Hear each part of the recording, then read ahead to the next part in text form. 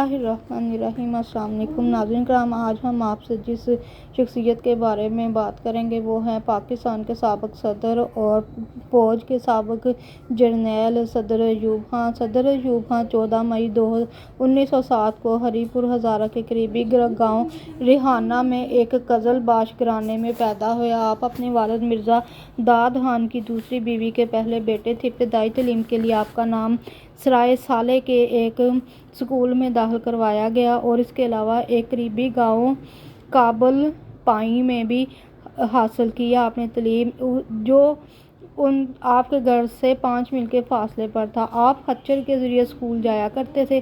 آپ نے 1922 میں علی گڑھ یونیورسٹی میں داخلہ لیا لیکن تعلیم نہ حاصل کی کیونکہ اس دوران آپ نے رائل اکیڈمی آف سینڈ ہسٹرز کو قبول کر لیا تھا۔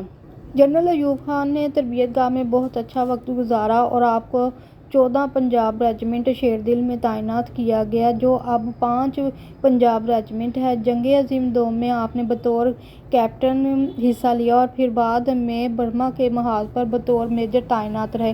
قیام پاکستان کے بعد آپ نے پاکستان آرمی جوائن کر لی اور اس وقت آپ پاکستان میں 10ویں نمبر پر تھے۔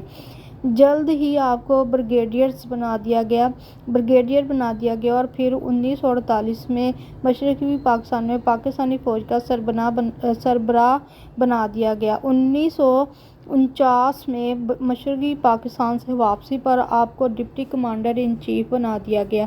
آپ محمد علی بوگرا کے دور میں بطور وزیر دفاع خدمات انجام دیتے رہے۔ 1954 میں جب سکندر مرزا نے 7 اکتوبر 1958 میں مارشل لا لگایا تو آپ کو چیف مارشل ایڈمنسٹریٹر بنا دیا گیا۔ پاکستانی تاریخ میں پہلی دفعہ تھا کہ کسی فوجی کو سربراہ سیاست بنا دیا گیا ہو۔